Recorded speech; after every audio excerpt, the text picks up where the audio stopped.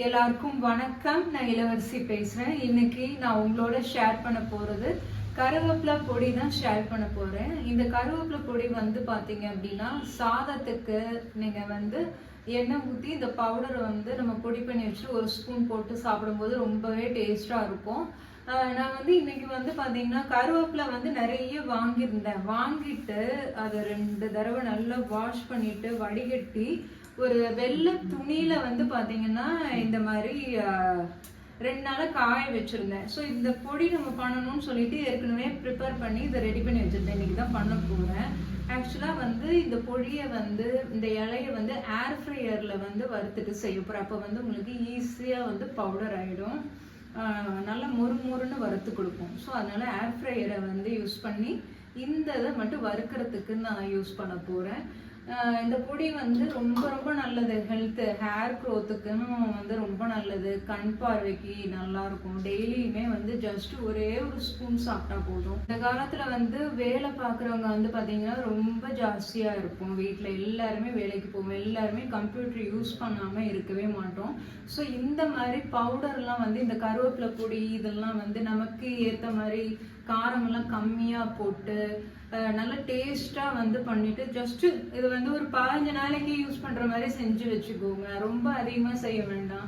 இதை டெய்லியுமே வந்து சாதத்துல சும்மா ஒரு கைப்பிடி சாதம் வந்து பொடியை போட்டு எண்ணெயை போட்டு நீங்க ஃபர்ஸ்ட் சாப்பிட்டா போதும். ரொம்ப அதிகமா அப்படியே மெடிசன் மாதிரி சாப்பிட வேண்டாம். டேஸ்டா இது மாதிரி செஞ்சு நம்ம சாப்பிடலாம். இது மாதிரி சாப்பிட்டா உடம்பு ரொம்ப குளிர்ச்சியா இருக்கும். கண்ணுக்கு ரொம்ப குளிர்ச்சி. அப்புறம் வந்து கண் பார்வையெல்லாம் நல்லா தெரியும். ஆக்சுவலா வந்து இது மாதிரி சாப்பிட்டோம்னா பவர் வந்து இன்க்ரீஸ் ஆகாது. ஒரு ஏஜுக்கு அப்புறம் கண்ணாடி போடுறது வேற, ஆனா பவர் வந்து ரொம்ப இன்க்ரீஸ் ஆகாது. ஹேர் வந்து க்ரோத் நல்லா இருக்கும். ஸோ அந்த மாதிரி ரொம்ப ஹெல்த்தியான ஒரு ரெசிபி தான் இன்னைக்கு நான் உங்களோட நான் ஷேர் பண்ண போறேன். வாங்க நம்ம இந்த கருவேப்பிலை பொடி எப்படி செய்யறதுன்னு நம்ம பார்க்கலாம். இந்த ஏர் ஃப்ரையர் வந்து பாத்தீங்கன்னா நம்ம யூஸ் பண்ண போறோம். இதுல வந்து ஜஸ்ட் ரோஸ்ட் பண்றதுக்கு தான் நான் வந்து நார்மலா வந்து 200 டிகிரியில வச்சுட்டு இதை வந்து ஜஸ்ட் ஒரு ஹீட் பண்ணிக்கலாம். எப்போதுமே ஏர் ஃப்ரையர் வந்து ஹீட் பண்ணிட்டு தான் வந்து நம்ம யூஸ் பண்ணணும். சும்மா ஒரு 10 செகண்ட் வச்சிருக்கேன். இது ஹீட் ஆகட்டும். ஹீட் ஆனோடனே நம்ம வந்து ரெசிபி எடுக்க ஆரம்பிச்சிடும். இது எப்படி வறுக்கிறதுன்னு மட்டும் காமிச்சிட்டு அதுக்கப்புறம் நம்ம சமைக்கிறது எப்படின்னு அடுப்பில் டைரெக்டாக வச்சுட்டு அடுத்து ஒரு 2-3 பொருள் தான் வறுத்துட்டு டக்குனே நம்ம பண்ண ஆரம்பிக்கலாம். 2 கப்பு தான் நம்ம போட்டு செய்ய போகிறோம். 2 கப்பு தான் போட்டு நான் செய்ய போகிறேன். ஏன்னா நம்ம 2 கப்புக்கு உண்டான அளவு தான் இன்னைக்கு நான் வந்து இது பண்ணியிருக்கேன். நமக்கு காய்கறி கடைக்கு நம்ம போகும்போது நிறைய வந்து காய்கறி நம்ம ஏதாவது வாரத்துக்கு ஒரு 2-3 தடவையாவது வாங்குவோம், இல்லை 2 தடவையாவது வாங்குவோம். அப்போ வாங்கும்போது கருவேப்பிலையை வந்து நம்ம வந்து ஜஸ்ட் அந்த இதுக்கு கொடுப்பாங்க பார்த்தீங்களா, காய்கறிக்கு. அந்த கருவேப்பிலையெல்லாம் சேர்த்து வச்சுட்டு நீங்கள் அலசிட்டு காய வச்சுட்டு இந்த மாதிரி நீங்கள் வந்து ரெடி பண்ணி வச்சுக்கிட்டிங்கனாலே ஈஸியாக நம்ம இந்த பொடி பண்ணிடலாம். சரிங்களா? ஸோ இது வந்து ஹீட் ஆகட்டும். இது நல்லா ஹீட் ஆயிடுச்சு. இது இப்போ நம்ம வந்து இதை 2 கப்பு கருவேப்பிலை போடலாம். கருவேப்பிலை வந்து பார்த்தீங்கன்னா நான் ஜஸ்ட்டு ஒரு மெஷரிங் கப் இந்த மாதிரி தான் நான் வந்து எடுக்கிறேன். ஒரு 2 கப்பு போட்டு ஜஸ்ட் இந்த மாதிரி ஃபுல்லா இந்த மாதிரி எடுத்துடலாம். நம்ம காம்பெல்லாம் கூட மொறுன்னு வைக்கிறோம் ஏர் ஃப்ரையர். ஸோ ஒரு இதில் போட்டுடலாம். அடுத்து வந்து பார்த்தீங்கன்னா 3 கப்பு சேர்க்குறேன். 2 கப்பு தான். இதில் வந்து ரொம்ப ஃபுல்லாகவும் வைக்கக்கூடாது. உள்ள வந்து ஒரு பேன் மாதிரி தான் இதில் ஓடும் இந்த ஏர் ஃப்ரையரில். ஸோ அது வந்து பார்த்தீங்கன்னா இந்த மாதிரி சின்னதாக உள்ளதெல்லாம் அப்படியே காற்றுல அப்படியே சுற்றி அப்படியே நெருப்பு மாதிரி இதில் வந்து இதாயிரும், எரிஞ்சு போயிடும். ஸோ ஜஸ்ட் இதை வந்து ஃப்ரை பண்ணிவிட்டு நம்ம வந்து கையால் ஒரு இலையை எடுத்து பார்த்துட்டு இப்படி முறுக்கி பார்த்தோன்னா தெரியும். பவுடராக வந்து பார்த்தீங்கன்னா வந்ததுன்னா அதை அமர்த்திடலாம். ஆனால் இது உடனே வந்து உங்களுக்கு வறுத்துரும். எல்லாரும் ஏர் ஃப்ரையர் வந்து என்ன ப்ராடக்ட், அது உள்ள மெட்டீரியல் என்ன அதெல்லாம் கீழே வந்து கமெண்ட்ல கேட்குறீங்க. ஆக்சுவலாக இது வந்து பேசிக்கான ஒரு இதுதான். உள்ள வந்து அலுமினியம் தான் வந்து அந்த ட்ரே இருக்கு. அது வந்து நம்ம ஃபுட்டு யூஸ் பண்ணுறதுக்கு வந்து எந்த கெடுதலாக இல்லாத மாதிரியான கோட்டிங் கொடுத்து ப்ரிப்பேர் பண்ணியிருக்காங்க. நான் பேசிக்காக வந்து பார்த்தீங்கன்னா ஃப்ளிப்ஸ் தான் வாங்குவேன். ஏர் ஃப்ரையரை இது அதாவது வீட்டில் வந்து ஏதாவது கிச்சனில் ஏதாவது யூஸ் பண்ணுறதுக்கு மோஸ்ட்லி வந்து ஃப்ளிப்ஸ் தான் வாங்குவேன். ஸோ அது எப்போதுமே இது நல்லா இருக்குங்கிறதுனால அதை நான் யூஸ் பண்ணிகிட்ருக்கேன். பேசிக் மாடல் தான் வாங்கியிருக்கேன். ஏன்னா நம்ம வந்து அவன் இது எல்லாமே முன்னாடி வச்சுருந்தோன்னா யூஸ் பண்ணுறது வந்து அவ்வளோவா எனக்கு தெரியல, யூசேஜும் இல்லை. அதனால அது வந்து முன்னாடி வாங்கினதெல்லாம் வந்து பார்த்தீங்கன்னா அதை வந்து சேல் பண்ணிட்டேன், தெரிஞ்சவங்களுக்கு கொடுத்தாச்சு. இப்போ உள்ள இதெல்லாம் வந்து ஏர் ஃப்ரையர்லாம் வந்து பார்த்தீங்கன்னா இது எனக்கு யூசேஜ் இருக்குது, இது எனக்கு தேவைப்படுது அப்படிங்கிறதுனால நான் இதெல்லாம் வாங்குகிறேன்.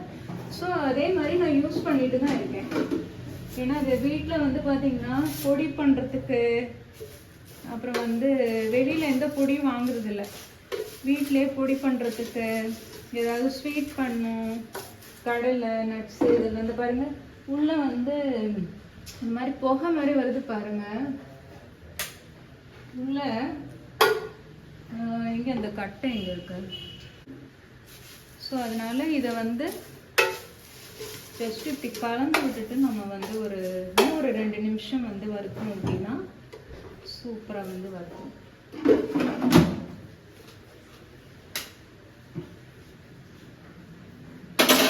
ஜஸ்ட் இதை ஒரு ஹையாக உள்ள லாஸ்ட்டாக உள்ள டிகிரியை வச்சுட்டு எத்தனை நிமிஷங்கிறது வந்து பார்த்தீங்கன்னா ஜஸ்ட் ஒரு 10 மினிட்ஸ்னு சூஸ் பண்ணுறேன். எனக்கு வரப்பட்டுருச்சு அப்படின்னா அதை நான் எடுத்துருவேன். ஸோ இத்தனை நிமிஷம் இவ்வளோ நேரம் அப்படிங்கிறது இதில் வந்து நான் செட் பண்ணலை.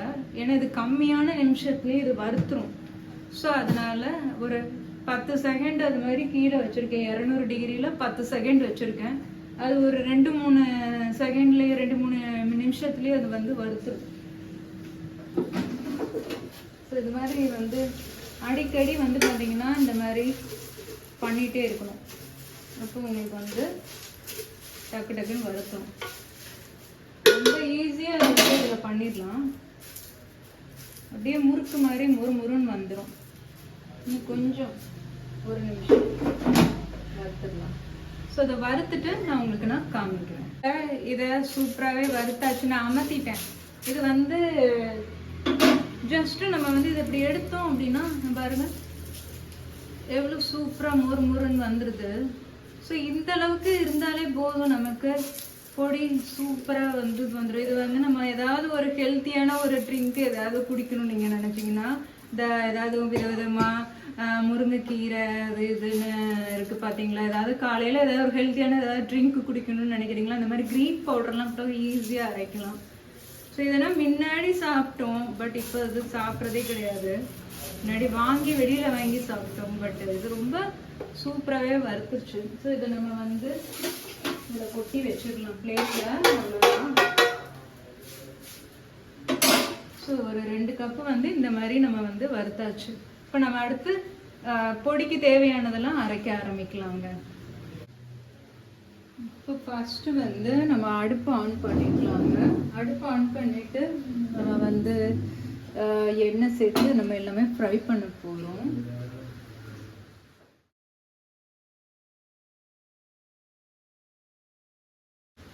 ஃபஸ்ட்டு வந்து அடுப்பு வந்து நல்லா காயட்டும். நம்ம வந்து கருவேப்பிலை வந்து பாருங்கள் நல்லா வறுத்தாச்சு. அடுத்து வந்து எண்ணெய் வந்து கொஞ்சம் தான் நம்ம சேர்க்க போகிறோம். எண்ணெய் சேர்த்துட்டு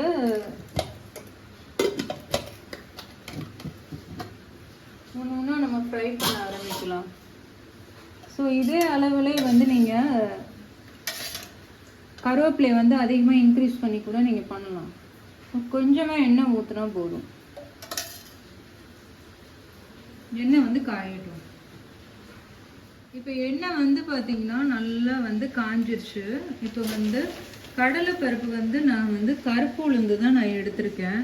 ஏன் அப்படின்னா இது கொஞ்சம் ஹெல்த்து, அதனால எடுத்திருக்கேன். இது வந்து ஒரு 2 டேபிள் ஸ்பூன் போட்டிருக்கேன். நீங்கள் வந்து வெள்ளை உளுந்து கூட நீங்கள் வேணும்னாலும் நீங்கள் சேர்த்துக்கலாம். ஸோ இது வந்து கொஞ்சம் லைட்டாக நம்ம ஃப்ரை பண்ணிவிட்டு அதுக்கப்புறம் நம்ம வந்து கடலைப்பருப்பு நம்ம சேர்த்துக்குவோம். நார்மலாக பொடி பண்ணுற மாதிரியே தான் இது செய்ய போகிறோம். ஆனால் இது ரொம்ப நல்லது. டெய்லியுமே வந்து சாப்பாடோடு சேர்த்து சாப்பிடும்போது ரொம்ப ஹெல்த்து. இப்போ கருப்பு உளுந்து வறுத்தாச்சு. இப்போ அடுத்து வந்து பார்த்திங்கன்னா கடலைப்பருப்பு வந்து பார்த்திங்கன்னா 1 டேபிள் ஸ்பூன் அளவுக்கு சேர்க்குறேன். இதையும் சேர்த்துட்டு இதை வறுத்துக்கலாம்.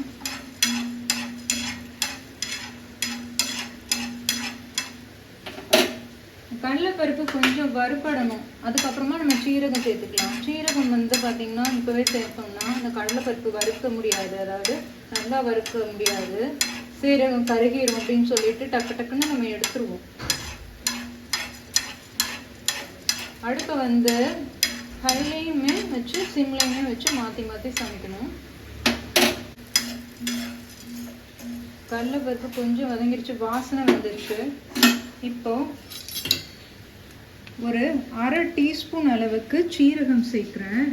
1/2 டீஸ்பூன் அளவுக்கு சீரகம். இப்போ வந்து ஒரு 1/2 டீஸ்பூன் அளவுக்கு மிளகு சேர்த்துக்கலாம். மிளகு வந்து கொஞ்சம் காரமாக இருக்கும்னால 1/2 டீஸ்பூன் போட்டிருக்கேன். இதெல்லாம் சேர்த்துட்டு இதை அப்படியே வந்து நம்ம வறுத்துக்கலாம். இப்போது நம்ம வந்து வரமிளகாவை சேர்த்துக்கலாம். வரமிளகாய் வந்து பார்த்திங்கன்னா ஒரு 6 வரமிளகாய் நான் சேர்க்குறேன். 1 2 3 4 5 6 சேர்க்குறேன். 6 வரமிளகாய் சேர்க்குறேன். இதில் சேர்த்துக்கலாம். எண்ணெய் தேவைப்பட்டுச்சுன்னா ஊற்றிக்கலாம்.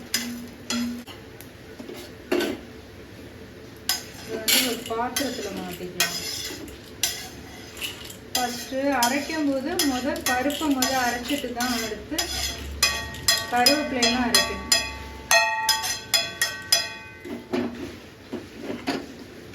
சரி, இந்த மாதிரி இதை ரெடி பண்ணியாச்சு.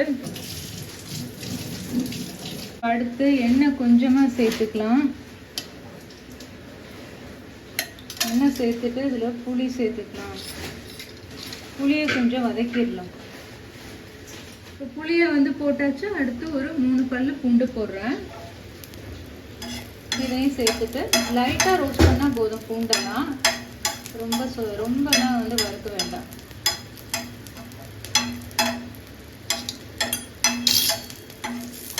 இந்த மாதிரி இது வதங்கினா போதும்.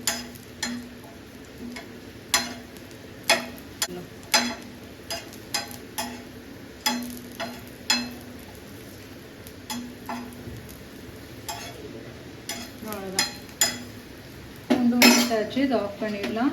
இப்போ எல்லாமே வந்து மிக்சியில் போட்டு அரைக்க வேண்டியதான். இது எல்லாமே வந்து பார்த்திங்கன்னா 1 நிமிஷம் அப்படியே இருக்கணும். எல்லாமே வறுத்தாச்சு. நம்ம வந்து கருவேப்பிலை வறுத்தாச்சு. அப்புறம் வந்து பூண்டு வந்து பார்த்திங்கன்னா பூண்டு புளி இதெல்லாம் வறுத்துட்டேன். அடுத்து பருப்பும் வறுத்தாச்சு. ஸோ இது எல்லாமே வந்து நம்ம வந்து சேர்த்து ஒன்றா அரைக்க வேண்டியதான். ஃபஸ்ட்டு இந்த பருப்பு அரைச்சிடணும். பருப்பு அரைச்சிட்டு அதுக்கப்புறம் புளி போட்டுட்டு இது கருவேப்பிலை கடைசியாக போட வேண்டியதான். இதுக்கு உப்பு வந்து பார்த்திங்கன்னா கொஞ்சமாக போட்டால் போடுறது.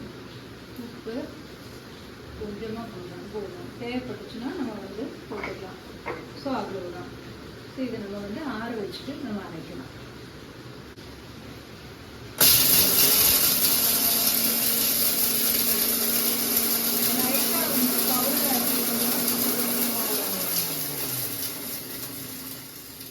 லைட்டாக பவுடர் ஆனோடனே நம்ம வந்து புளி போட்டு இதை போட்டுக்கலாம். இதை போட்டு இதே ஒரு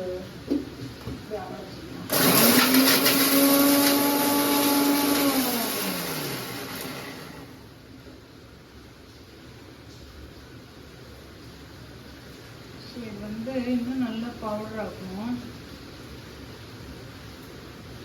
அப்படின்னா ரொம்ப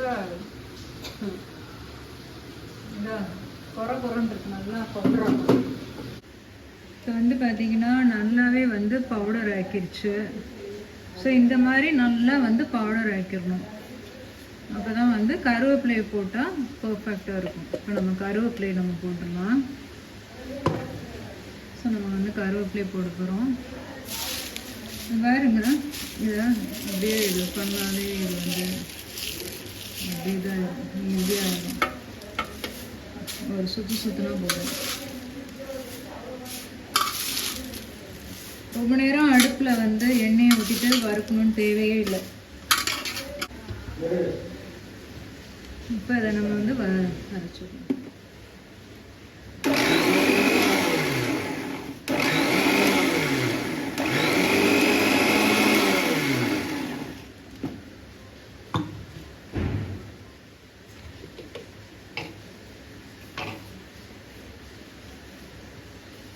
இன்னும் வந்து பவுடர் ஆக்கணும். ஆக்கிட்டு பார்ப்போம். இதை வந்து நல்லா வந்து கிளறி விடணும்.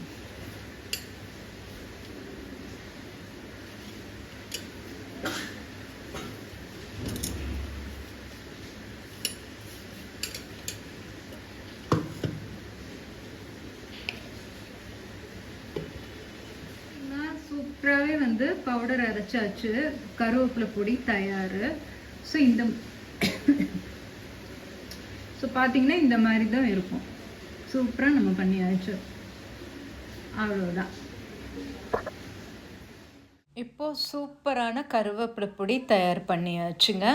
இது வந்து சூடான சாதத்தில் நெய்யும் நல்லெண்ணெயும் சேர்த்து நீங்கள் இந்த பொடியை நீங்கள் வந்து சேர்த்து நீங்கள் வந்து 1 ஸ்பூன் அளவுக்கு தேவையான அளவுக்கு சேர்த்து நீங்கள் பிசைஞ்சு சாப்பிட்டிங்கன்னா அவ்வளோ சூப்பராக இருக்கும்.